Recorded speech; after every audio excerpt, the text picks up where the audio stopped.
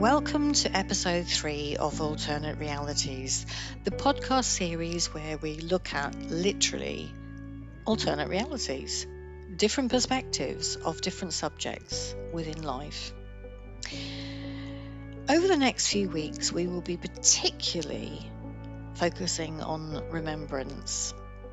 There's something I say regularly, even though I am actually a war widow, something I say regularly is it's so important to remember those we lost and those who came home. Because they were, all of them, only a footstep or a bullet away from the same end.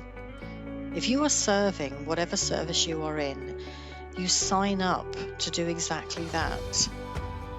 Unfortunately, some people lose their lives after they have served, and not during battle. My guest today is the amazing Mandy Small, whose husband Chris served for many, many years in the British Army and sadly committed suicide in 2016. We really need to understand why this happens. We need to hear these stories. We need to share these stories. We need to get more perspective on mental health. And Mandy has an incredible story to tell, though she has actually lost somebody that she loved very dearly. The one thing that she has done with her son Jamie is utilised the experience to educate people, to help people understand, and to bring some positivity to everything that she has experienced. And I'm so glad and grateful that she has agreed to come on the show today and share her story. Good afternoon and a very big welcome to Mandy Small, who's come on the show today to share her story. And we're going to have quite an interactive chat, I hope, about the whole topic of suicide, which is a very difficult one, isn't it, Mandy? Yeah, it really is, but it's something that we all need to start talking about. I totally agree. And, I'd like to start with where your story started, because, you were in the services yourself, weren't you? Yeah, I was. I spent 12 years in the Air Force I finished as a police dog handler. Okay. And how did you enjoy that? Oh, my word. I absolutely loved it. It's not just being in the forces, but the actual trade as well of being a dog handler was the best job I've ever had, I think. I can imagine. They're incredible. I know when I was at Bryce Norton a couple of years ago, watching the dogs sort of come in and out and the way they're trained is quite amazing. I'm sure you enjoyed that. And it was a big part of your life, wasn't it? You were in for what, 12 years? Yeah, well, just short of 12 years because Chris got posted to Germany. Okay, so how did you meet? How did you and Chris meet? We met on the main gate in Basra in Iraq in 2004. Okay. Which, one of those romantic meetings. And did you expect it to turn into something so serious? Definitely not. I think we both started sort of seeing each other, thinking it was just going to be a deployment romance, which you hear so much of. But actually, when we got back, Chris got back to the UK after me, and I'd been writing to him out there, but still thinking it wouldn't go any further. And he pursued me, as they say. And then sort of in the July 2006, we then got married, which was, although it seemed the natural progression, it was still a bit of a shock considering how we'd met. Yeah, I'm sure there's a lot of people that end up, it's kind of a bit like actors sometimes end up having relationships, don't they? They meet people on set, at work, and actually a huge part of any population ends up meeting their partner in a work setting. But sometimes when it's a temporary thing, like a deployment, you're not going to think necessarily that you're going to be there and end up life partners. No, definitely not. And you certainly don't deploy to somewhere like Iraq with thinking that you're going to meet someone that you're going to marry. Well, you probably didn't have that on your menu, did you? No, well, there was a lot more important things to worry about, I think, but it's... And talking about menus, I believe Chris was a chef.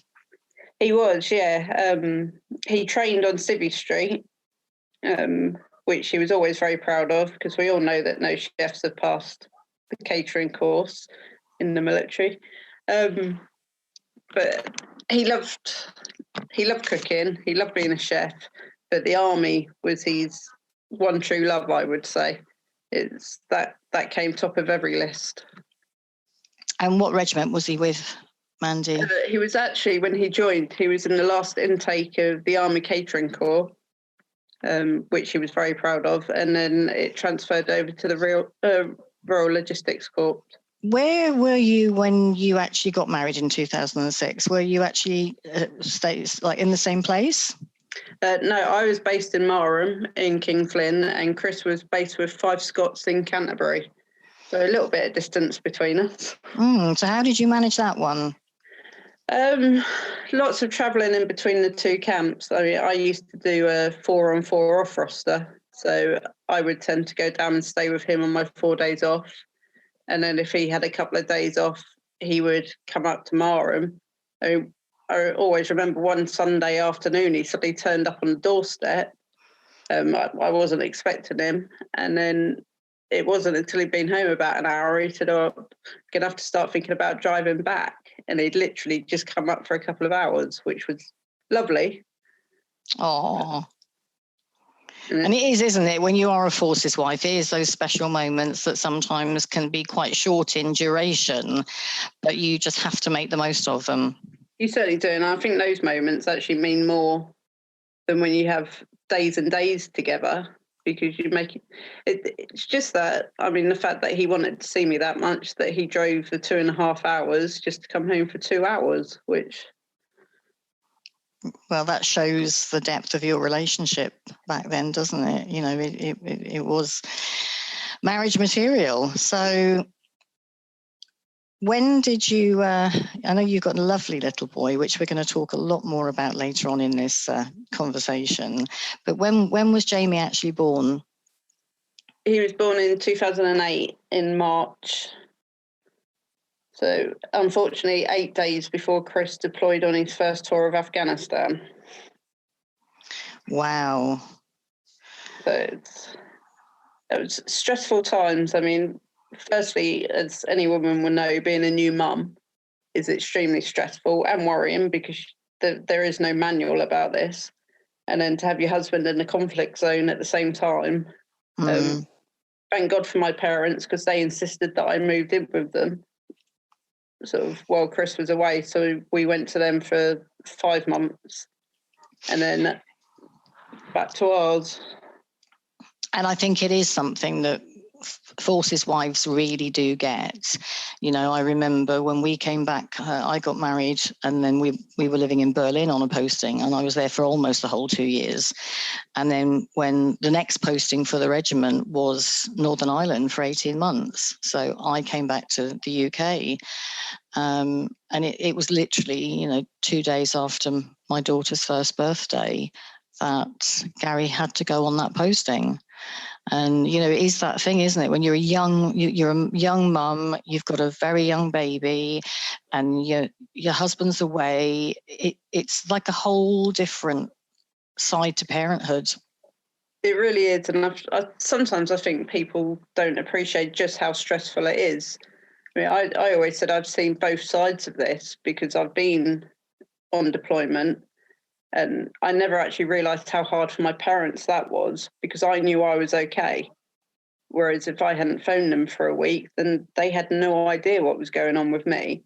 And that was the same when Chris was away. If I didn't hear from him for a few days, then I automatically assumed that something was horrifically wrong and I was going to be getting a knock on the door. Yeah, it's a difficult one, and so it's that expression "she who waits," and it is something only a forces wife. I mean, there were a lot of them obviously in the Second and the First World War. There were a lot of women sat at home waiting, and things were very different back then. And they certainly were very different when I was a forces wife, because we didn't even have a telephone. It was back in the you have to wait 6 months for a BT line days. But I think as times move forward and there's the internet and there's much more easier ways of actually communicating, then I'm wondering if it's a bit more worrying when you don't hear from somebody. I think so in some ways. I mean, in some ways it's an awful lot better because you do have more contact. Obviously, kids have more contact with their parents, which is so important when parents are deploying for 6 months. But like you say, you get so used to them ringing that suddenly if they can't get access to the phones or the phone lines are down for whatever reason, then the people at home panic, because we used to do it. We used to make arrangements for when he would phone the next time, and that's probably the worst thing you can do, because then if they don't ring, you're like, well, why haven't they rung? What's happened? Yeah, and if they're in a particularly difficult zone, on that deployment, that there's a lot of stuff going on that is quite frequently in the media anyway, it can be beyond stressful knowing that somebody's within that. I know, you're aware obviously that my late husband was killed in the Falklands, and it was the first time that a war had been televised. And so it was literally bombarding you with these images every single day. So when you're with that person, you're just you're trying to carry that and carry the worry and the fear and be strong at the same time. And it's really hard, isn't it? It really is. And I think there's two sorts of forces, partners. I'll say partners because obviously there's females that deploy as well as the men. I think there's them that either sit down and watch the news at every single opportunity that they can, or there's others like myself that completely ignore the news the whole time they're away, because I think sometimes it does make it so much harder. Yeah, for sure. It is literally in your face, and it's like you listen to the radio. You constantly get adverts on the radio, and at the moment it's all about COVID, isn't it? So if I put the radio on, I know what's going to come with that. So if I don't want to listen to it, I need to just not have the radio on and listen to music somewhere else. It's kind of these subtle and sometimes not so subtle messages our brain is getting that really can be so stressful for all of us. It plants seeds as well, doesn't it? It's even if you're not 100% worried about your partner, as soon as you see something on the news and you see shots being fired or bombs going off, then it's only human that your brain is going to tell you, hold on a minute, the person I love is out there. Of course. So you've had Jamie, and he was born in 2008. When did you actually, what was your tell me about your journey of actually sort of leaving the RAF? Because it wasn't a smooth one, was it? It was very quick. Chris came home in, I think, the June, July time, and in his own tactful way, dropped into conversation that he was posted to Germany. As they do. As they do, yeah, which was amazing. I'd always wanted to go out to Germany. The only problem we had was that at my rank and my job, I couldn't actually get posted to Germany. So a choice had to be made. Would I stay in the Air Force and stay in the UK with Jay? Or would I leave the Air Force and we could go out to Germany as a family? And to me, there was no choice to be made in that. It was all about keeping the family unit together. Thankfully, I had a very good flight sergeant and squadron leader who helped me get a quick release from the Air Force. And we moved out to Germany in the October. And I mean, obviously, I was on my terminal leave then because my last working day in the Air Force was in the December. So I was very, very lucky that my hierarchy supported me with that, actually. And they've been pretty supportive all the way through, haven't they? Because I believe you were actually injured yourself in Iraq. Yeah, I actually got in the way of the backblast of a mortar attack when I was in Iraq in 2007. I'd only been out in theatre a couple of days, so I've never actually heard the end of the piss take with that one. And I was blown off a watchtower and sort of landed on my stomach, but my arm took the full brunt of that fall. So I was aeromeded home, and then it was actually my flight sergeant that noticed I was struggling, and told me that if I didn't speak to a counsellor, then he would organise for me to speak to a counsellor, and I wasn't going to give him that satisfaction. But the whole of the police flight at Marham were absolutely fantastic throughout that whole period. I mean, it's there's a lot to be said about being one of the only females on a section, because it's like having 30 odd big brothers, and they really did take that role seriously. That's absolutely fabulous. It's really good to hear that. What were you struggling with? I mean, obviously you were injured, but was there something else that kind of came after that? Yeah, I mean, a good mate of mine died out there during that period, which I found really hard to deal with, because I'd been aeromeded home with a broken arm, and he was coming home in a coffin. And all that kept going through my head was, who makes that choice? Who makes that choice over who actually gets to come home from deployment? And I really, really struggled through that time, and I was diagnosed with PTSD. I was having nightmares, anxiety attacks. I struggled being out in crowds. I would have panic attacks. Numerous times I went into Tesco's to do a food shop, and there was too many people in the aisle, and I would just leave my trolley and walk out the shop. PTSD is something you're aware of, that I also have, and back sort of 40 odd years ago when mine started, it wasn't talked about.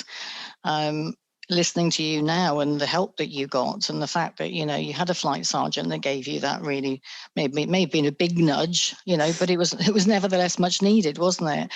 And women back in the day, and I know my mother had the same problem from trauma, or we just weren't diagnosed. You were treated like you were anxious, you were neurotic.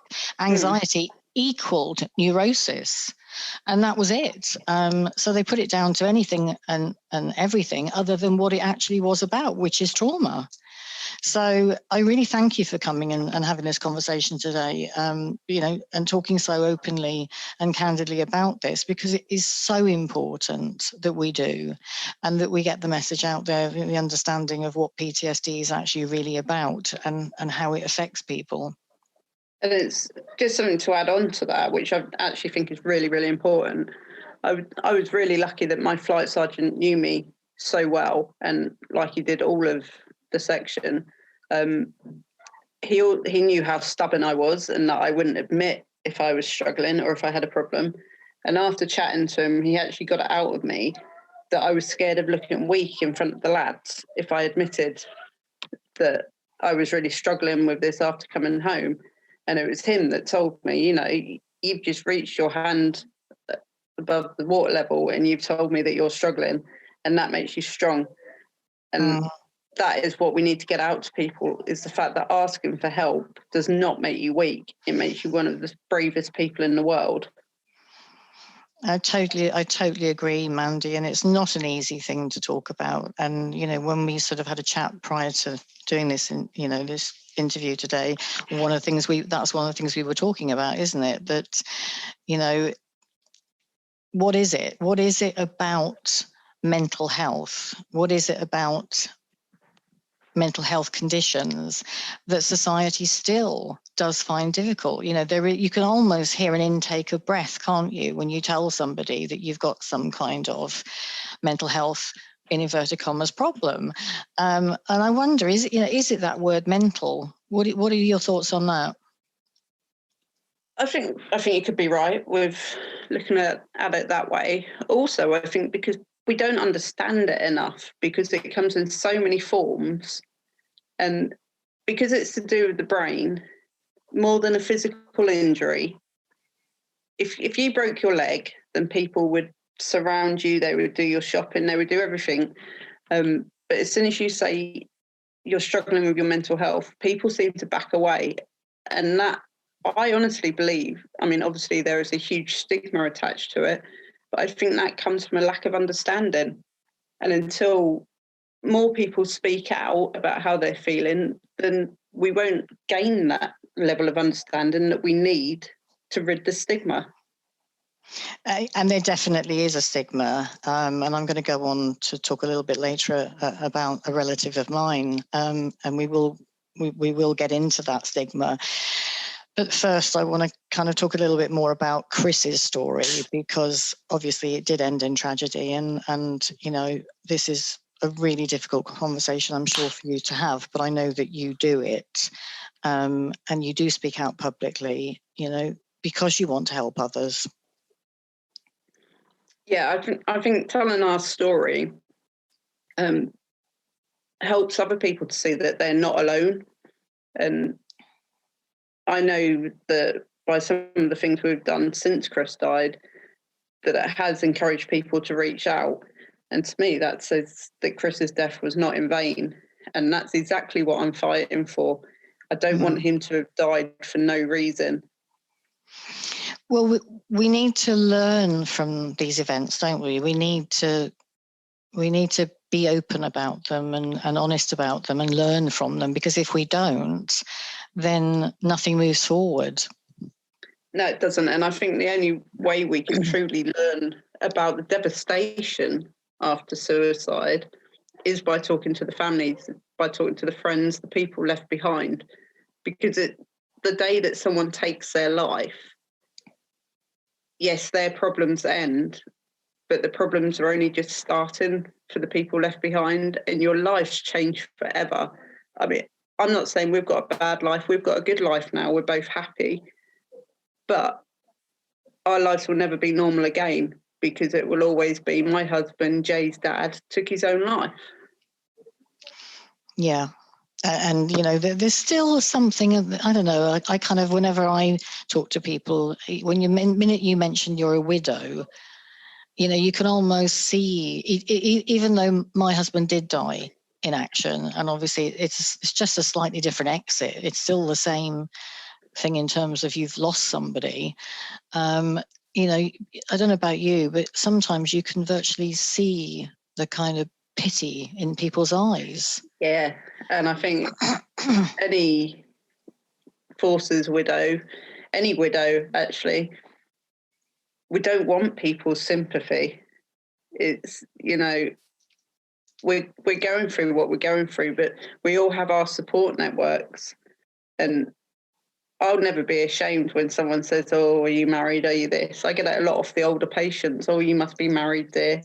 You're like, "No, I'm a widow," and you can see them like recoil away from you as well. And it's, but we don't want that. I'm not ashamed. The fact, I'm sure you're not ashamed that your husband died through his job. And in my mind, Chris also died through his job, because if he hadn't joined the forces, I'm damn sure he would still be alive to this day. I completely agree with you, Mandy. You know, I think we really need to start looking at where these things come from. And it still amazes me how little people know about the causes and what makes you predisposed to PTSD.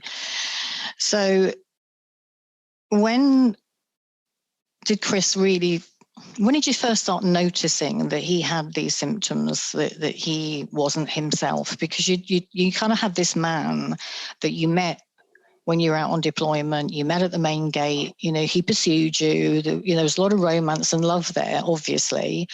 You know, he's kind of driven all that way to just spend a couple of hours with you. So there's always that incredible bond, isn't there, when you love somebody and you're married to them. But then there'll always be that time that maybe you can't even quite pinpoint when they start to act differently. Yeah, I mean, there was always demons with Chris. He'd already done an awful lot of deployments before I even met him, including Bosnia, Kosovo, Northern Ireland, and we all know that they were horrendous tours. Yeah. So there was always the signs that he was struggling, but he would talk to me then. He had no qualms in talking things through, and we did that quite often. And it wasn't until he went on his second tour of Afghanistan that, I mean, the day he left, We stood on the doorstep in Germany and he kissed Jay. He kissed me on the forehead like he always did before he went anywhere. Told us he loved us and that he'd be home soon. And in all honesty, that was the last time I ever saw the man that I fell in love with. Before his R&R, then he changed. He was pulling away from us. I mean, the phone calls got less and less often. They only lasted a couple of minutes. Letters after a time were non-existent.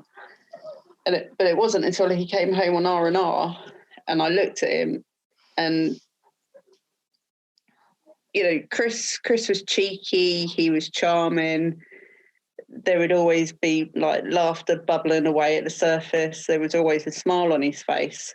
But now when he smiled when he came home, then that smile didn't reach the eyes and his eyes were dead. And, you know, I spent a lot of time on his R&R just trying to keep things quiet and relaxed. I put it down to he was tired. He must have seen some horrendous things in that first few months. But I thought I would make his time at home as pleasant as possible. He spent a lot of time with Jay.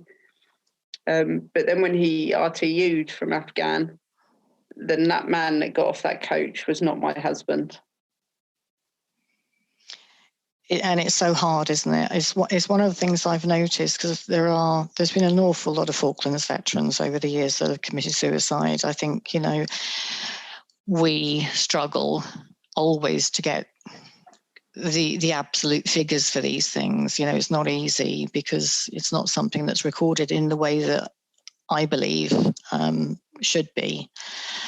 Because, you know, you talk about death being attributable to somebody's actual career. You know, well, if somebody gets actually physically injured in theatre, then anything that happens after that is attributable to their job.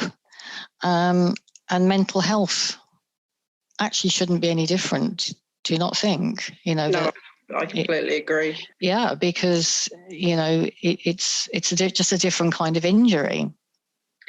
It is, and you can't continuously deploy people to all these different conflict zones, war zones, and not expect it to have some effect on their mental health. Well, what I'd like to go through is, when we had a chat the other day, the figures you gave me kind of speak of how much Chris gave to the British Army. You know, I've got listed 4 tours within Bosnia and Kosovo, 3 in Northern Ireland, 1 in Iraq, which is obviously where you met, Sierra Leone, and then 2, and the last one we were talking about, in Afghan. So that's a heck of a lot of deployment to some really serious parts of the world that, you know, are going through so much trouble and war. Yeah, and I think the big thing to remember, because a lot of people are of the opinion that Chris was only a chef, he was always a soldier first. He would always be the first to volunteer to go out and patrol.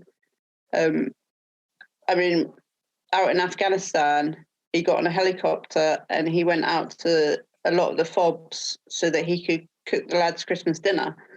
I mean, to those back at home, that sounds easy, but you're going out to these areas where they are being attacked day in, day out, and he wouldn't have thought twice about doing that. It was the lads came first for him, and if he was going to have a Christmas dinner, he was going to make damn sure that everyone else had one.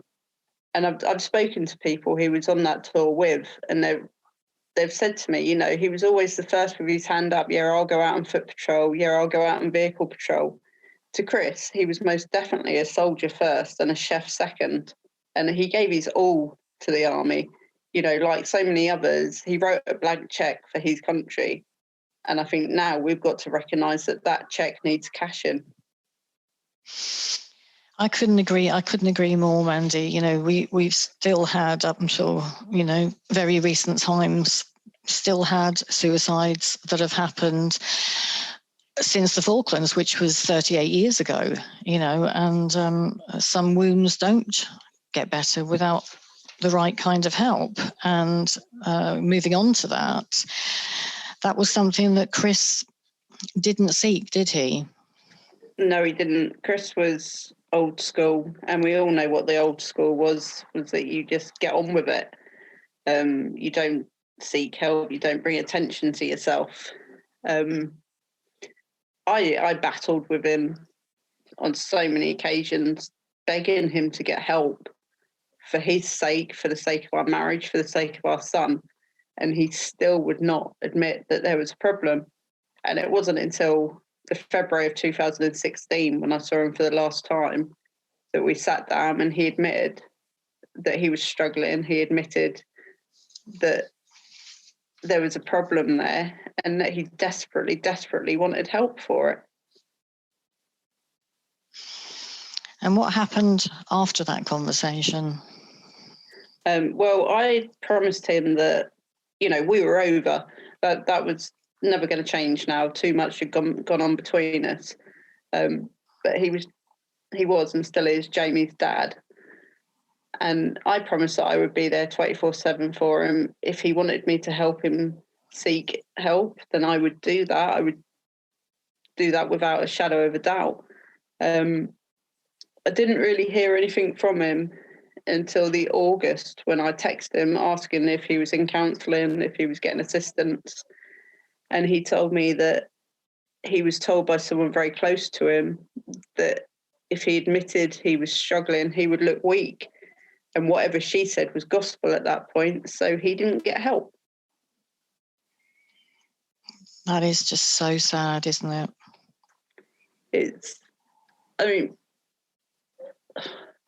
I can't be bitter.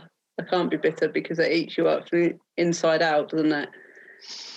But if he'd reached out to any other person, if he'd reached out to his friends, and they would have helped him, what I can't do is forgive that another adult in this day and age would say that to someone that had admitted they were struggling with their mental health. Yeah. And unfortunately, I kind of find, I'm sure that the listener's going to find this interview quite raw, because it is. But that's the point. The point is we have to start learning to talk about these things, and we have to be supportive, and we have to not have those kind of conversations where, anybody, it's kind of a little bit like when you walk down the street, isn't it? And you sort of see someone and you go, oh, hi, how are you? And people 9 times out of 10, in fact, probably almost 10 times out of 10 say, oh, okay. Yeah. And this is another thing that I'm completely back in, is asking twice. And people do it with me now because they know that you put on this facade, don't you, of how everything is fine. Yeah. So ask someone if they're okay, and they say, yeah, I'm fine. And then say to them again, no, how are you? And that shows someone that you care, that you want to listen to their answer. It's not just one of those flyaway comments that we all say to people when we see them. First thing you say is, oh, you're all right, mate. It totally does, because you can kind of tell when it's just, somebody in the shop or that you might know, or if it's, an acquaintance, or, somebody that in the gym, but you maybe only know them to say hello to. You can kind of tell, can't you, when someone says, oh, how are you, that they don't really want to hear the answer. Yeah. So I think it's really important that everybody that is connected to anyone with mental health issues, no matter what they are, but particularly with PTSD, because PTSD is it's a very different disorder, and it can take you obviously to the darkest of places. That if you know anyone has got those issues, that you actually say twice. Yeah, and it can affect anyone, can't it? It's not something that just affects a certain sex or a certain age.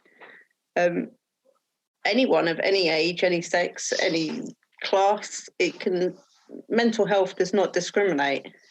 It absolutely doesn't. But I think I'd like to take that opportunity right now of saying that, when we were talking the other day, one thing that you had not heard of was the adverse child experiences studies. And this is something that, I constantly, try and, when I do my talks, I actually have got a talk I do on PTSD now. It's something that I've had for a long time. I'm used to having it when trauma strikes, but I'm also used to working through whatever the particular trauma is and then going into remission. Now, I happen to be very lucky, in inverted commas, for want of a better word, that I'm a trained therapist. And used to be a counsellor for the NHS. So, for me, I, really understand the kind of people that are going to be predisposed to PTSD. And it's not just what happens to you.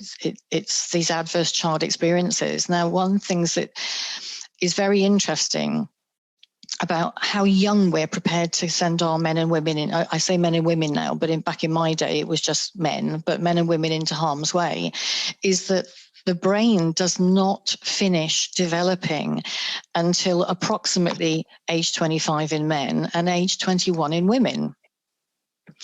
So if, even if you've had the best of childhoods, which often, some people have, not everybody has had a dysfunctional childhood, you send a young lad of 17 into a war zone, you're sending him there, and he will be having an adverse child experience because his brain's not fully developed. And he's, 18 is kind of when it's almost there, but it's still got a ways to go with the prefrontal cortex. So, we need to get this education out as well. There was a Kaiser A study done between 1995 and 1997, and they did 2 waves of data collection with over 17,000 people. And so, that's 25 years ago. So, why is this not being made more public? Why are we not talking about it more? And I guess we're back down to the same thing, aren't we? It's mental health. And we're only just getting there with mental health, aren't we? I think it's worrying to people that if you do admit there's a problem, you've then got to admit how big the problem is. Absolutely. But it is also important to look at historical trauma and, any kind of disrupted brain development, neurodevelopment, sets you up to get PTSD. So, that's another thing that I would like, when the actual recruits office are looking at recruits coming in, that there's a lot more done on the psychological side of things. Not everybody that goes to war ends up with PTSD. No, definitely not. And the reason for that is not everybody is predisposed to it. But for me, one of the reasons why, I'm keen to do more podcasting and get a lot more information out there is it's kind of 2 things. It's one, we need the education, because without it, we're judging something that we don't know anything about. And then there's going to be a lot of fear involved in that for obvious reasons. Humans are very fearful about things they don't know anything about. So we do need to really get that message out there far more, because we've got a society that is changing. And so the kind of experiences that children are having now are not of a family unit. That, there's a lot more divorces, there's a lot more things. And one of the things, that is going to be possibly another problem in years to come is cyberbullying. Oh, yeah, very much so. It's a huge problem, isn't it? Yes, of course. Cyberbullying is just, like the kind of thing that we had when I was a kid, and I certainly was bullied in school, for being a redhead, for wearing glasses. I mean, you name it, they found a reason to pick on me, And now, of course, it's online. Unfortunately, instead of it being a class full of kids, you can have thousands, if not millions, of people. And that could be a huge problem. I think it will be as well, because I think parents have to take some responsibility in that. I mean, Jay's got a phone. He's 12 years old, but I check it every single night to see what's going on, and mainly to make sure that he's not sending messages to people, but also to make sure that people aren't sending messages to him. And as parents, we have to take some responsibility that these are just kids with phones. Absolutely. And, again, when somebody doesn't have that level of maturity, I mean, you can have some kids that are definitely old souls, but kids are kids, and, they're less they're less able to censor what they say and what they do because of that. Yeah. And I think sometimes they think some kids are a joke. And as a parent reading it, you're like, no, that's so far away from being a joke. Absolutely. And of course, when you're looking at something that's just on a tweet or whatever, the written word, of course, has no tonality. So you can't hear whether somebody is saying it in a jovial way or not. Yeah. And it can easily, and people do, they get somebody and they kind of pick on it. I heard the case of a suicide of a 10-year-old less than a year ago. That shouldn't be happening. So before we kind of come back to Chris a moment, the one thing I'd like to talk about briefly is with adverse child experiences, and obviously the more you have, the more your predisposition is going to be to having PTSD. There's like a progression of what ends people up in a certain place. So we start with the actual historical trauma, which if you can get counselling, you can get therapy. Fabulous, because that's the thing we all need for those things. Then there's social conditions around you that make a difference to things within those and make you more likely to have adverse child experiences or not. If you do, then obviously your brain development is disrupted, and then that means that you've got some parts of the brain that are not working to optimum, which then leads you on to social, emotional, and cognitive impairment, which, we've talked about a little bit briefly about, isolation is one of the very big factors, isn't it, with PTSD? Most definitely, and something I'm very guilty of doing myself. If I feel my mental health coming down, then I start to shut myself away from people. Yeah, me too. I just, think the better we get at recognizing it, the better we get at actually dealing with it and doing something about it. And, if the trauma is really great, then that's when the adoption of health risk behavior begins. And that's what we see a lot with the armed forces. We see a lot of drinking, using alcohol to actually kind of isn't very good numbing agent. It's very good anesthetic, alcohol, so we start using things like that, substance abuse is part of the picture. And then, of course, moving forward, then there will be some kind of disease, some kind of disability and social problems that come with, again, it's part and parcel of the package. And unfortunately, it's not just those who commit suicide. Because of all the things I've just been saying, they estimate that people that have all these experiences do end up having an early death anyway, and will probably die 10 years younger or something than they would have had they not. So I think this conversation we're having today, Mandy, I really thank you for being here. It's such an important one, because we've got to really get this knowledge and this understanding out there. And the more we do it, and the more knowledge people have, the more people will ask you twice whether you're okay. And also, the more we talk about it, the more normal it becomes, doesn't it? Absolutely. And this is a thing that I always, hammer home to people. PTSD is a normal response to an abnormal situation. Yeah, so Chris used alcohol. He used it to numb him, which, as we all know, is what it does. He used it to help him sleep. But he would think nothing of drinking a whole slab of lager in an evening. He would get home from work at, say, 9 o'clock and would stay up until he'd drunk that whole slab, and then he would be able to sleep. That started whilst we were in Germany, and obviously everyone drunk out in Germany in the forces. It's what you did. So nobody saw it as a problem, really. I saw it as a problem when I used to have to come downstairs early and clear up all the empty cans before our son came downstairs. Yeah. And socially, Chris was just a hand grenade. You never knew which Chris you were going to get. He could either be the nicest person in the world, or he would be an absolute social nightmare. Yeah, it is difficult because as well, when you go out to social occasions, which we all know there's a lot in the military, you never knew which Chris you were walking in the building with. And I mean, I loved him. I loved him more than life itself. But when he got into certain moods, there was absolutely no talking to him. I mean, some arguments I would try and walk away from him, and he would follow me, just screaming and shouting abuse at me.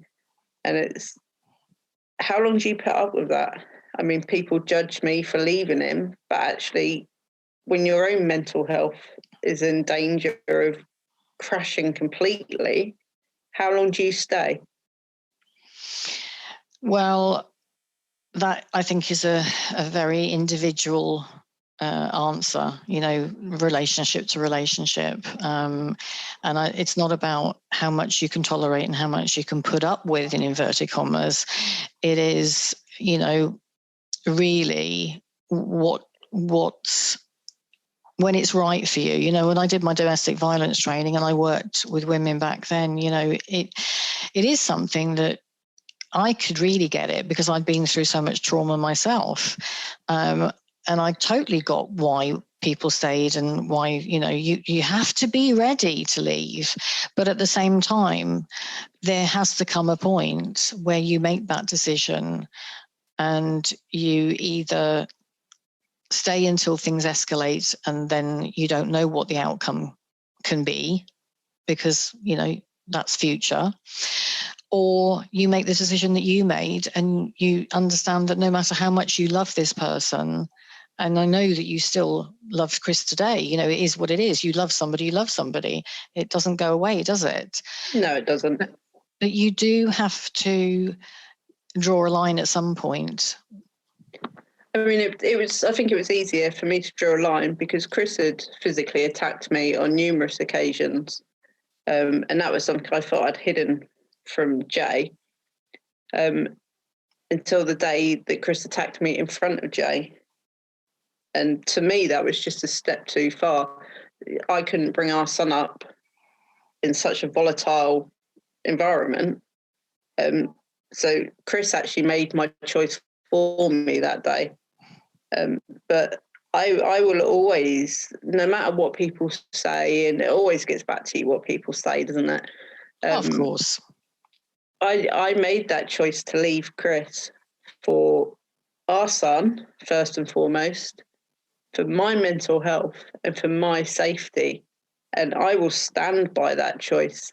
I didn't leave Chris because I didn't love him. I didn't leave him because I didn't want to help him. I left for my own well-being, and I will never, ever be ashamed of that.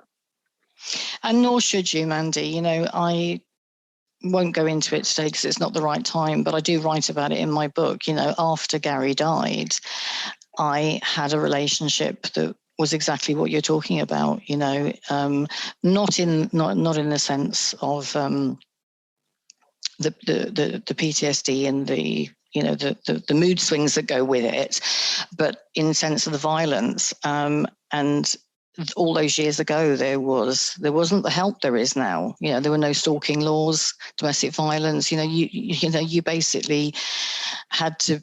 Something terrible had to happen before there would be any intervention. And so I ended up having to make that decision. And it's a tough one. It really is a tough one because the last thing you want to do as a mother is to break your family up. But you also know... Very much so. Yeah. But you also know when you get to a certain place with something like that if you don't break your family up, you may not even be around. You don't know how far it's going to go. And you just have to put those children first, don't you? Yeah, you do, totally. And I never knew how far Chris would go with me. If he was willing to do that in front of our son, then actually, did he have a limit in how far he would go? And also, at some point, I would have snapped because I just took it and took it and took it. I took all the mental abuse, I took the physical abuse. But there comes a point where you fight back, and when you've been put through abuse for, I mean, this was going on from sort of 2012 to when I left in 2015. That's 3 years worth of physical and mental abuse. I had to have a breaking point and I had to have a snapping point, and that scared me as well. Because when we all know when that red mist comes down, if he'd, I don't know, hit me one time too many, what would I have done in retaliation? Well, Or in thankfully, defence, I should say.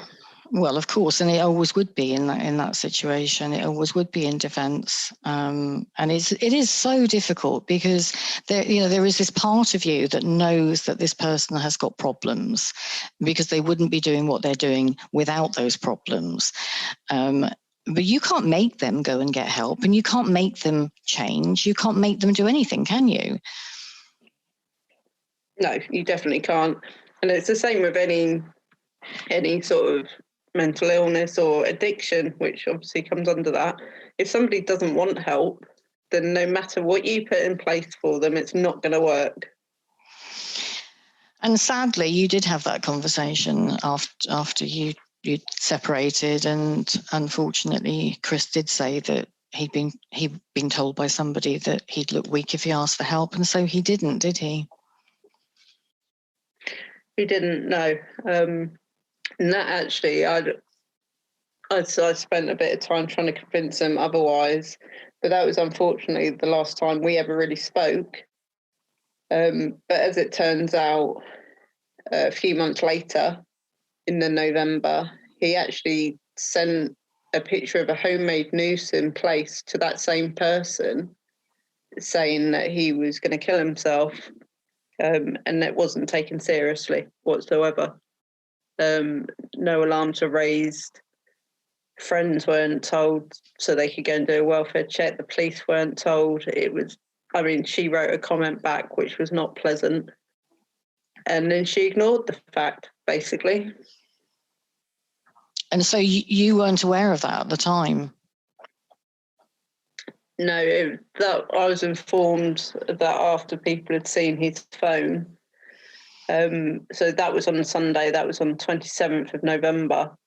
And Chris wasn't actually found until the 29th. Now, on his death certificate, it says that he died on the 29th because that was the day he was found. Yeah. I honestly believe after he sent that text that he would have waited for a bit. He would have waited to see if anyone came. He would have waited to see if she cared enough to send anyone. And when no one came, then I think he would have done it that night. It's such a difficult one, isn't it? When I look back at the conversation we've had today, it's how many lost opportunities there are with these things, in terms of help being sought. And on that note, we definitely need a lot more of it. I think we need to have a lot more money poured into mental health resources, whether it's through the military, whether it's through the NHS, just so that help is there, because without it, nobody can heal. No, they can't. And most importantly, that help needs to be there before someone reaches crisis. Because 9 times out of 10, when someone is in crisis, then they're too far gone. So we need to be tackling the problem and making sure that people don't get to that point. Absolutely. Yeah, we certainly do. And you mentioned something earlier in the conversation, which I have to say I've seen quite a few times in veterans that have taken their own life. And you mentioned about the fact that it was like Chris was there, but his eyes, there was no light in his eyes. Yeah, I've seen that look so many times, Mandy. And, it's before you get to that stage that there needs to be intervention. Very much so. I mean, with Chris's eyes, the only way to describe, I think your eyes are the doorway to your soul. And his soul was dead. Yeah. Yeah, I've seen that look, and I can imagine how hard it must have been for you as somebody who loved him to see that. We talked about this the other day. never knew about this until I started researching my book, but I always thought an aunt of mine was a maiden aunt. And when I was doing research and having to look things up and get dates and things for writing the book, people were quite mean to my aunt. You know, they always used to say she was moody and she just sort of used to come in from work and disappear to her room and all that kind of thing. She lived with my grandmother, and they used to say quite horrible things about her. And when I was researching, I discovered that she'd been married, and I'd never known this. Nobody had ever spoke about her having a husband, which I thought was rather strange. So when I had a look, I found a death certificate for him, and he was only 27 when he died. So they'd only been married 2 years at the time. And I just find it, you know, so sad that, you know, we're talking back in the early 50s here. So sad that there was so much secrecy about these tragedies, you know, in the family. And when I got his death certificate, the cause of death was that he'd actually committed suicide. And it says actually on the death certificate how he committed suicide. And of course it says, they used to love this expression back then, when the balance of your mind was disturbed, you know. Well, of course it's going to be. You're in crisis at that point. And, you know, that just shows the shame that historically has been attached to suicide, because there I was as a 61-year-old woman researching my family tree to find out other things. And then I discovered this suicide that nobody had ever spoken about. And it's scary to think that, to a certain degree, things haven't actually moved on that much. It is a subject that people find very difficult, isn't it? It's something that I think if it touches you, and there's certainly been not that many years ago somebody within my distant family that actually also took their own life, and she was a very young woman. And I think, you know, if it hasn't touched you and you don't understand the reasons behind it, it is a very difficult one, because we always think of life as being so precious, and we talk about the fallen, don't we? We always say, when we're talking about Remembrance Day and the fallen, and, you know, we say that those that won't grow old, and, you know, all that kind of thing when we've lost people in battle. And what a privilege it is to grow old. But in actual fact, when you're dealing and battling with demons every single day, to that degree, where is that? There's no quality of life. So I find it very, very sad, but I also find it perfectly understandable why somebody would take their own life. Yeah, it's one of those things that we don't really understand, isn't it? I mean, when we were chatting before, I told you that I had someone approach me in the school playground when I was picking Jay up. I mean, he was only in primary school, so he's no age, and said that Chris was a coward and selfish. Now, when you're that far gone, you're not thinking about anyone else. So that to me strikes out selfish, because you're that far gone. And as far as being a coward, I've never met anyone still alive to this day that would ever have the guts to do what these people have done. So, and to actually take your own life is such a huge thing, because life is such a privilege. And to actually believe that is your only answer, then no, I'm sorry, but someone that takes their own life is far, far from a coward. But these are the things that people believe, and it's all part of the stigma, isn't it? It is indeed. And I think when you believe things like that, when you could be educated, you know, to a much higher understanding of what it's actually about, when you believe things like that, it's a combination of things. You know, it's not understanding the desperation that goes with being in that much emotional pain, that you cannot bear it any longer. And I think if we start to look at it from that perspective, then that's actually how it is for a person in that moment, rather than they're being selfish. Of course, it's not cowardly. It's only a person that doesn't really understand what we're talking about and the subject of suicide that would ever say that it was a cowardly act. But I also think, Mandy, that, as we were just saying, that if people really don't understand that level of emotional pain, then they can't understand, that desperation that goes with not wanting to be here anymore, because it's the only way out, isn't it, when it's that bad? You are that desperate. It is, and I think that's the worst part about Chris's death, is actually thinking about how low he must have been in his own mind to have actually gone through with that and to have done it. And it's just one of the very many questions that I will never ever get an answer to. What do you mean when you say that? Is that because you were not there, you hadn't seen him or spoken to him for a couple of months? No, I think because, I knew Chris was quite good and quite clever about hiding things to other people. But I wish in some ways I wish 100% that he'd reached out to me. Yeah. And I think as well, people have said to me he didn't reach out to you because he knew you would make him get help. And that, I don't know, I believe that. And I know that I would have made him get help. But, there's so many questions that you just don't have an answer to. I asked myself repeatedly, did he still love me?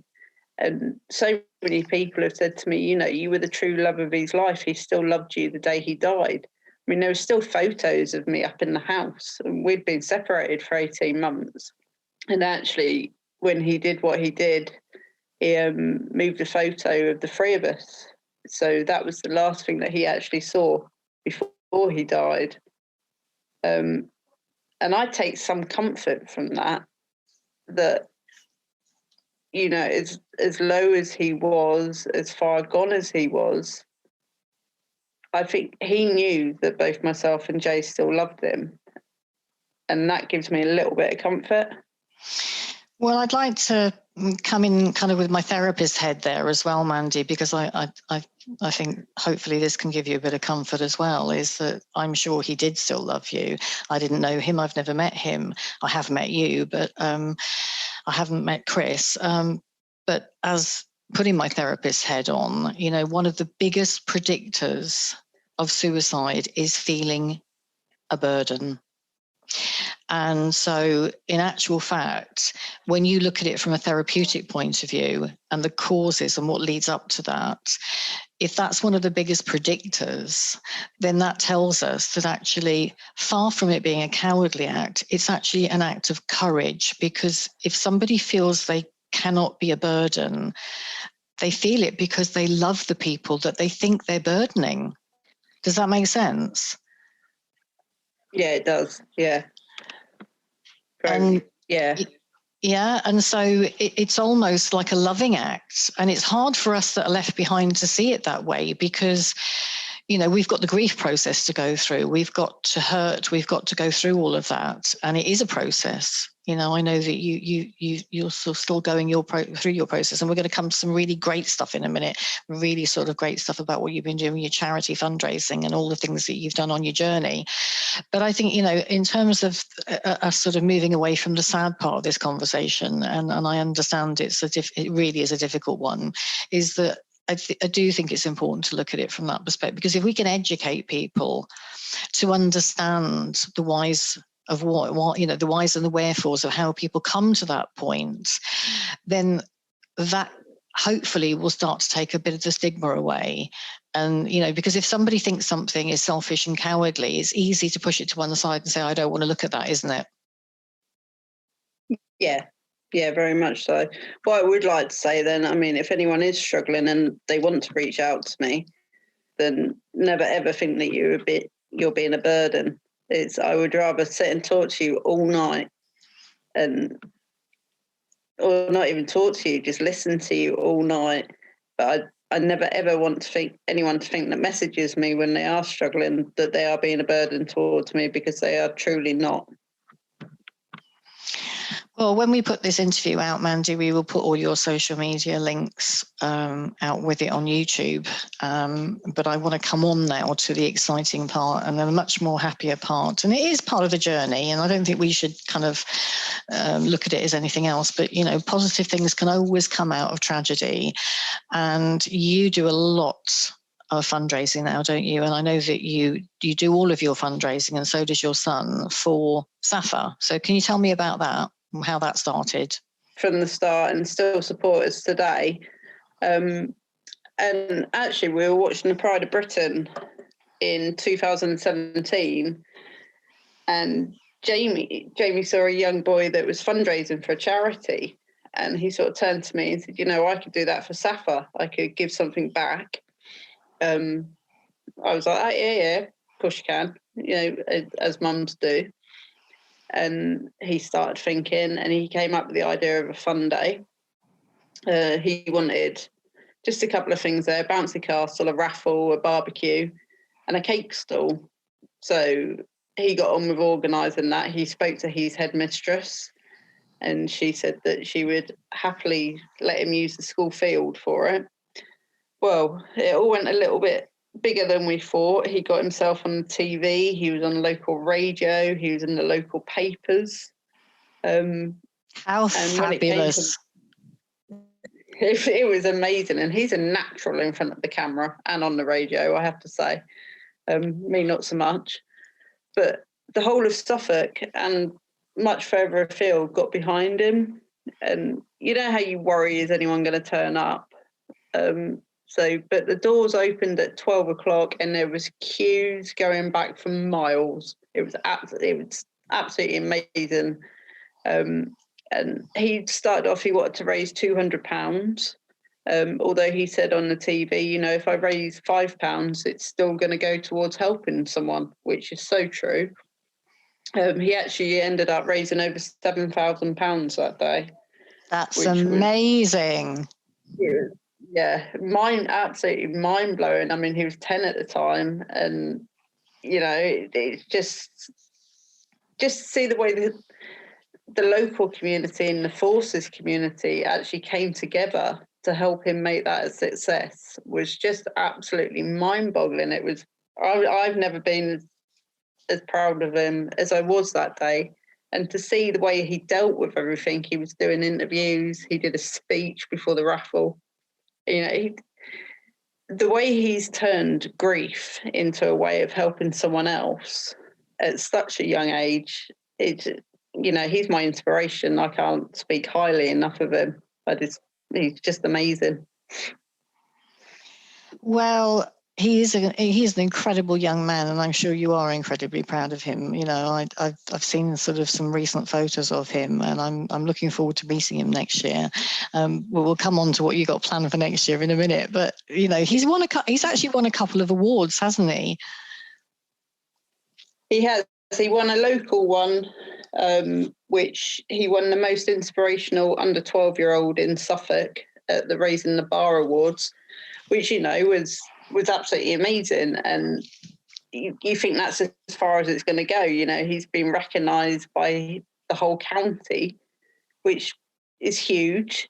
And then actually, without knowing, SAFA nominated him for a Soldier in Honour Award in the family, and he ended up in the family values category, alongside some absolutely amazing people. I mean, you had the likes of the War Widows Association, the Ripple Pond, Little Troopers, and the Reading Force, I think it's. I mean, you saw the video on the course we were on, because the War Widows couldn't attend. And,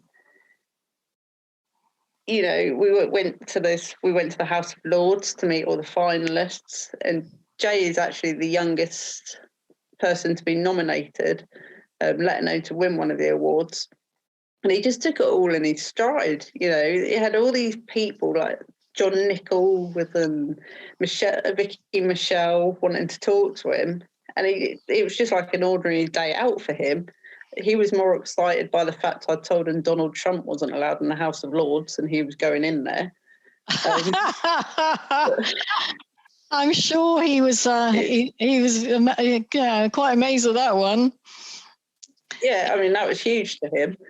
And then to actually go, we went to London for the gala dinner. And again, you know, people just want a bit of him. And he sat with Grandad, big smile on his face, and he was happy as Larry because his mate Ziggy, the assistant's dog, was there. So they got to see each other again. But, you know, when his name was called out and he was presented his award by Carol Vorderman and JJ Chalmers, you know, there weren't a dry eye in the house. He got a standing ovation. There was a huge cheer. It all got a bit too much for Jay on the stage and he burst into tears. But I think that just showed how much it all meant to him and what an emotional journey it'd been. Because, yes, he was up there getting this wonderful award. He also got a signed Liverpool shirt.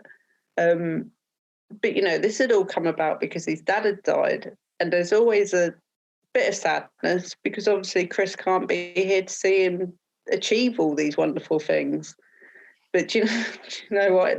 The smile soon came back, and he won everyone's heart that night. You know, the thing that strikes me, apart from the fact that you must be incredibly proud of him, just because of he just shines. You know, you can see that he just shines. But the thing that strikes me, when you've just told that story about how he went to receive that award and he started to cry, that how wonderful that is, because that's his ability to show emotion.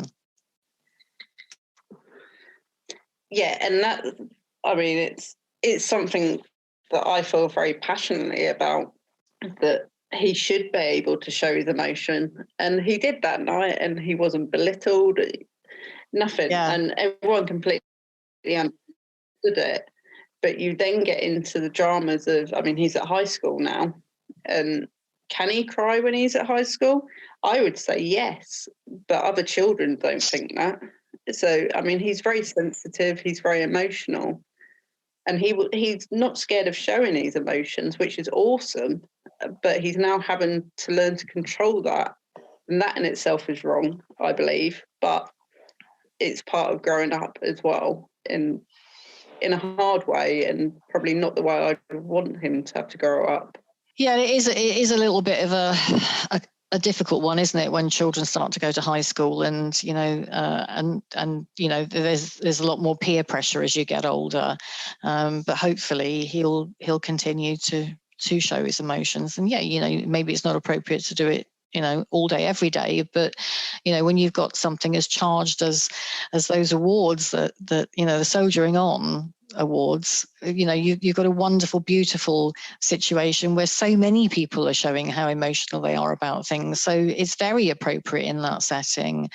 And you told me something the other day that I was just like, I looked at the pictures and I thought, I've got to have one of those. He's now making poppy pictures, isn't he?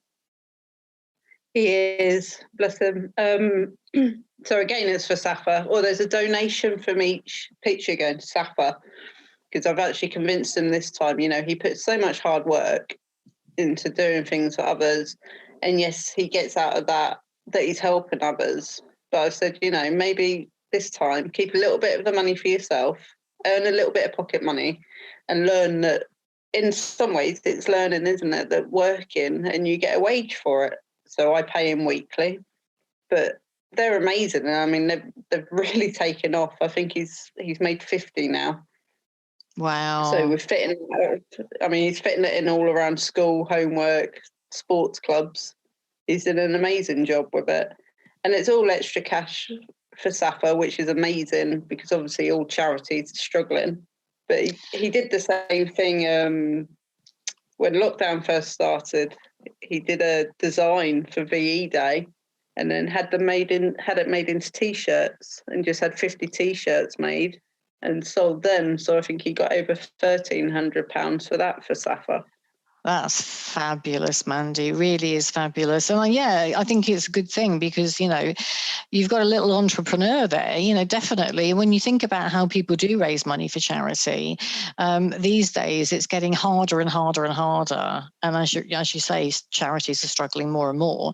It's like every 2 seconds you're seeing somebody asking for a donation to something. Whereas with what Jamie is doing with the poppy pictures, you're actually, just like you might give a donation, as £1, from every book or every record or CD, whatever, that you've got a product, is that people are they actually get a product for their money, and then a proportion of that goes to charity. So, it's a great idea. And I'm certainly going to get one because I think they're lovely. It's also something they can sell all year round as well. It's not just about remembrance. It's just absolutely that poppy is extremely important to us, which... Yeah, absolutely. And I know you were yourself, you were incredibly lucky in your timing, because that's the ball I'm definitely going to come to next year. But let's talk to start with about the one that you had this year. And you organised a charity ball, didn't you, again for SAFA, and managed to get it in just before lockdown. Literally the last weekend before lockdown we had it. That was extremely stressful, especially on the day, because obviously a lot of people pulled out, which was completely understandable. I mean, a lot of them that pulled out were the older generation, which obviously were going into isolation and such like. So that was fine. I mean, we still had enough people there. I think we had 60 people there, which, considering what was going on in the world, was absolutely amazing. And what a fantastic night. I mean, we had entertainment galore. We had a magician, someone doing the cartoon pictures. We had someone playing the piano whilst we were eating. And we finished it all off with a live band, who were absolutely great. And then we had a raffle, we had an auction. Sodexo did the food for us. We had a wonderful cold buffet. And everyone that was there completely embraced why we were there. And again, I mean, we raised over £6,000. That is amazing. I mean, that it literally was a couple of days before lockdown, wasn't it? It was, yeah. I was stressed. On the day, very stressed. I can imagine. I remember sort of, I couldn't come anyway this time, but you've got another one planned, haven't you, for next year, which I do definitely intend to be at. And hopefully you've booked it for far enough in advance that all of this current situation will be out the way. And yeah, we can but hope. I mean, it's booked for the 18th of September at Ipswich Town Football Club. We're going a little bit different. We're not having huge amounts of entertainment this year. We're having a DJ and casino tables, which should be fun. And everyone that's been booked has said, if it's due to COVID, then we just delay it. And they've been absolutely fantastic. But everything crossed, we can go ahead with it. Everything else would be pretty much the same. I'm going to speak to Sodexo because their food was just absolutely out of this world. We'll do a raffle. So people on Twitter will see me doing my normal plea for raffle tickets and to sell raffle tickets and for raffle prizes in the new year. But hopefully, fingers crossed, and everyone's going to need a good night out, I think, after all of this. And I think, just from mentioning that, I've sold over 80 tickets and tickets haven't even gone on sale yet. So, well, yeah, that speaks volumes, doesn't it? And I, totally can see it being a success because, we have no idea how long things are going to be, a bit uncertain. But, booking it as far forward as next September, there should be sort of a lot more normality to our social life by then. And I'm sure, as you say, everybody will be very, very ready for a good night out. So have you got prices? Yeah. And when are the tickets going on sale? Well, really, whenever I can get to London to speak to a gentleman from SAFA, because he helps me do the ticket page. but tickets are going to be, if you're buying a table of 10, it will be £500, so £50 each, and individual tickets, £55. So then that will include your food, obviously, and you get a certain amount of casino chips as well. And there will be a prize for whoever has the most chips at the end of the night. So watch out for me going around robbing yours, basically. I love it. Well, I really, think that it's always a good thing to turn something negative into a positive, because, there's yin and yang in everything, as the saying goes. But you've certainly done that. And between you and Jamie, you've really, really worked hard. How much have you raised for SAFA altogether now? With what we're doing at the moment, I'd say we're just at just over 15,000. That is absolutely amazing. It really is. And going forward, I'm sure young Jamie is going to come up with more ideas to raise money, because he seems to be very creative as well as a little entrepreneur. He is. I don't know where he gets that from. I mean, actually, he's just been asked by Scotty's Little Soldiers, who have been absolutely fantastic as well. I can't not mention them. I mean, they're such a great charity. He's joining their council. So they have, I think it's going to be 20 members sort of make up this committee, and they decide fundraising events and everything. So he's just been asked to join that, which would be amazing for him.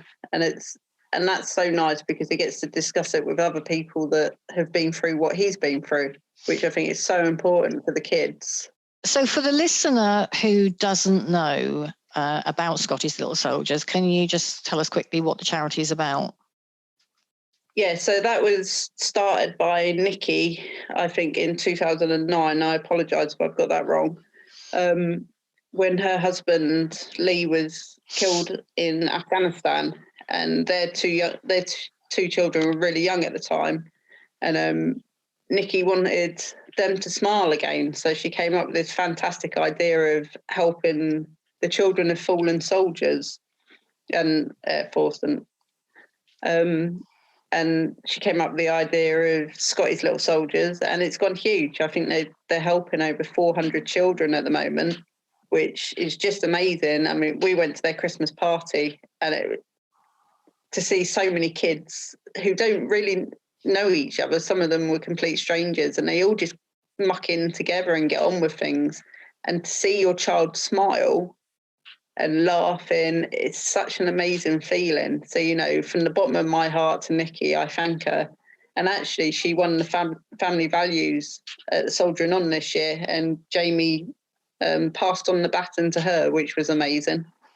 Oh, that's absolutely fabulous. And I think it is so important, because, one of the things I listened to a few of the things that, you've done. And there was one thing that struck me, which is very, very common in children that have lost a parent, in that difficulty in feeling happy, especially when you're around other families, and having to work through those emotions. So, to have a charity that actually helps those children is great, isn't it? There was nothing like that when Gary died. No, and I mean, it's life-changing, it's life-saving, isn't it? It's exactly what it is. Absolutely, because grieving process has to be completed and it has to be done, but you've got to have the right things around you to enable you to do it at the right time. And I think that's what's so amazing about what Jamie's doing. He's letting his grief out. You can see that in the things that he says and the things that he does, but he's also putting his energy into positive things as well. Yeah, I try and get him to focus on the positives in life. I mean, obviously, we still have our down days. We're only not even 4 years into this journey yet, and sometimes it's still extremely raw for us both. And he'll just suddenly come out with something so innocent about his dad, and it sort of hits you to the core. But he's very good. I mean, he'll talk about Chris all the time, and I love that. I love that he feels able to talk about Chris with me. But he will. I mean, he still has tears over it. It's still early days, but he is coming through the other side, and it's amazing to see his growth whilst he's doing that. And I think that's so important that you allow that and you give him that space to do that. You know, I remember I used to volunteer for Cruise many, many years ago. And I remember talking to a child psychologist, wondering, my daughter was only 3 when Gary died. So, there's less ability to have memories, obviously, the younger you are. But I remember saying, like, will she remember her dad? And he said, well, actually what happens because she's so young is that the memories become memories of memories. But the more you allow her to talk about it, the more likely she is to be able to convert that into memories and retain something. And, so I've never forgotten that. And I think it's so lovely talking to you and hearing about how you kind of encourage him to do positive things and raise this money for charity and see that as part of his life now, but also allow him and allowing yourself, by allowing yourself, you're automatically allowing him to be able to talk about Chris, for it all to be very open. And that's the most important thing, I think, that we have wanted to get, both of us, don't we, want to get over in this conversation. It is all about being open, being honest, being real, and not having these things that are taboo. And suicide is one of them, but actually bereavement is another. And historically, 100 years ago, it was easy to see when somebody was bereaved because they wore black for the first year. Yeah. And then they wore an armband, the men wore armbands, and then the woman would maybe go into purple, whatever. So you kind of knew, you didn't have to ask. But that didn't make it healthy because it just meant it wasn't talked about because people just saw it. There's a visual cue, isn't there? And it was almost like that that visual cue that says, don't go there, don't talk, and British people are very, very slow to get around to the talking about things. When you look at, we are in the year 2020, it should be a lot more easy for us to talk about grief and about all of these things than it actually is. Definitely. And I think the thing I'd like to get across about Jay as well is that he's only 12, he has got a very mature head on very young shoulders, but people often forget that he is only 12.